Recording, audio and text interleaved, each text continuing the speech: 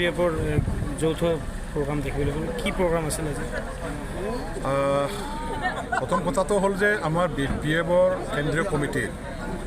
বেংতলত হৈ যোৱা যিটো কনফাৰেন্স আছিলে সেই কনফাৰেন্সত আমাৰ এটা প্ৰস্তাৱ গ্ৰহণ কৰা হৈছিল যে দলৰ আমাৰ যিটো শক্তি আৰু ভেটি ৰাইজৰ মাজত আগৰ দৰে মজবুত হিচাপে ৰাখিবৰ কাৰণে আমাৰে যিসকল শাখা কমিটি আছে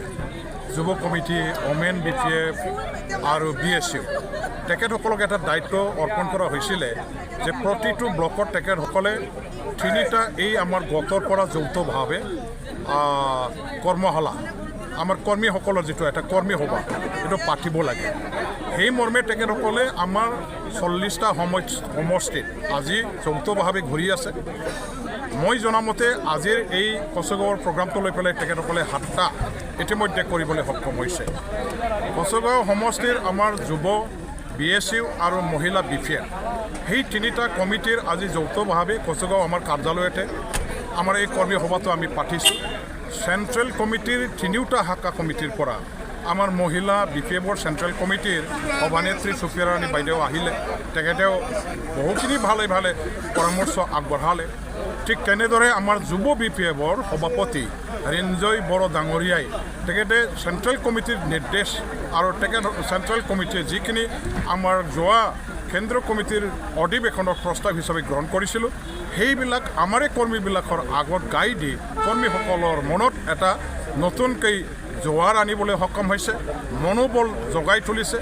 আকৌ আত্মবিশ্বাসেৰে আগবাঢ়িবৰ কাৰণে এটা আমাৰ কৰ্মীসকলৰ মাজত আজি তেখেতে মেছেজটো প্ৰদান কৰিলে ইয়াৰ পিছত আমাৰ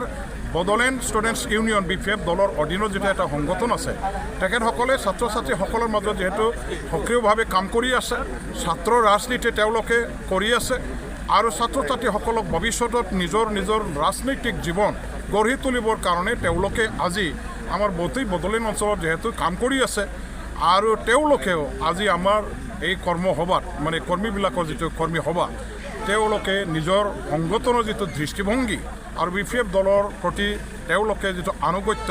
তাৰ তেখেতসকলে ভৱিষ্যতৰ BPF দলটো যে চৰকাৰত আনিব লাগে বা আহিব লাগে ইয়াৰখিনি যাৱতীয় আমাৰ মানে এতিয়াৰ পৰাই প্ৰিপাৰেশ্যনৰ দৰকাৰ আছে ইয়াৰ বিষয়ে ভালকৈ তেওঁলোকে ৰাইজৰ আগত আমাৰ কৰ্মীবিলাকৰ আগত নিজৰ যুক্তি দাঙি ধৰিছে মই খুবেই ভাল পাইছোঁ আমাৰ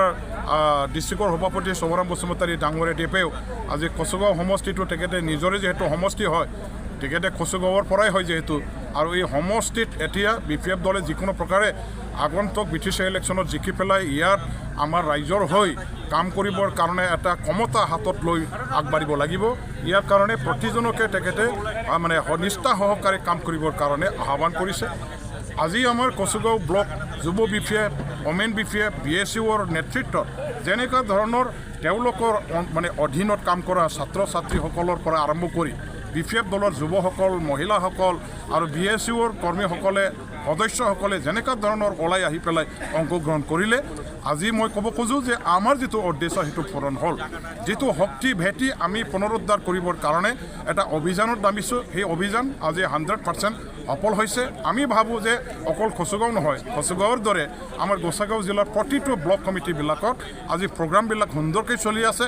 দিনক দিনে BPFৰ প্ৰতি মানুহবিলাকৰ মানে যিটো বিশ্বাস আস্থা আৰু ভাল পোৱা আমি যোৱা দিনবিলাকত যেনেকুৱা ধৰণৰ 15টা বছৰত পাইছিলোঁ তুলনামূলকভাৱে ক'বলৈ গ'লে কোনো কম নহয় আমি খুব বেছিকৈ আদৰ যত্ন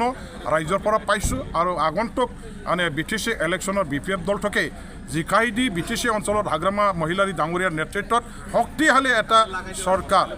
মানে কৰ্মদক্ষ এটা চৰকাৰ ৰাইজৰ হিতৰ কাৰণে নজৰ ৰাখি কাম কৰা উন্নয়নমুখী চৰকাৰ আনিবৰ কাৰণে ৰাইজে যেহেতু এটা মানে বিচাৰিছে সেইটো সফল কৰিবলৈ আমি সক্ষম হ'ম বুলি আজিৰ যিটো কৰ্মী সভা ইয়াৰ দ্বাৰা দি মই যথেষ্ট আত্মবিশ্বাসী হ'ব পাৰিছোঁ স্যাৰ দেখা গৈছে যে BPFৰ পৰা ফালৰি কাটি কেইদিনমান আগত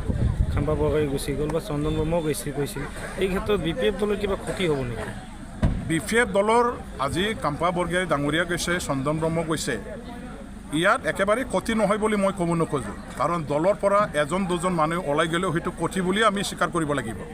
আৰু তেখেতসকল যেহেতু এজন লিডাৰ আছিলে গতিকে লিডাৰ হিচাপে তেখেতসকলৰ ক'তবা নহয় ক'তবা নিশ্চয় প্ৰভাৱ আছে তেওঁলোকৰ নিশ্চয় ফলোৱাৰ আছে গতিকে অলপ হ'লেও ক্ষতি নোহোৱা নহয় সেইটো ক্ষতি হৈছে বুলি মই ক'ব খোজোঁ কিন্তু সেই ক্ষতিৰ দ্বাৰা দি BPF দলে মানে নিজৰ শক্তি ক্ষতি হৈছে বুলি আমি সেইটো কেতিয়াও মানে ক'ব নিবিচাৰোঁ আমাৰ শক্তি বেছিকৈ বাঢ়ি আছে ৰাইজ য'ত নেকি আমাৰ লগত আছে আমাৰ ৰাজনীতিক নেতাবিলাকে দলৰ পৰা আহা মানে ওলাই যোৱা দলত আহা সেইবিলাক যেহেতু চলি থাকে প্ৰত্যেকটো দলতে হয় তেওঁলোকৰ BPF মানে UPPL দলৰ পৰা ভালেখিনি লিডাৰ কৰ্মীসকলে BPF দলতো সদায় আহি আছে বা বেলেগ দলতো বেলেগ দলৰ পৰা গৈ আছে এইবিলাক দলত চলে কিন্তু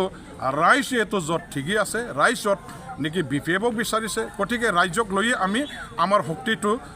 মজুত আছে আৰু আমি এই শক্তিৰে ভৱিষ্যতত BPF দলটোকে চৰকাৰত আনিবৰ কাৰণে আমি কাম কৰি যাম আৰু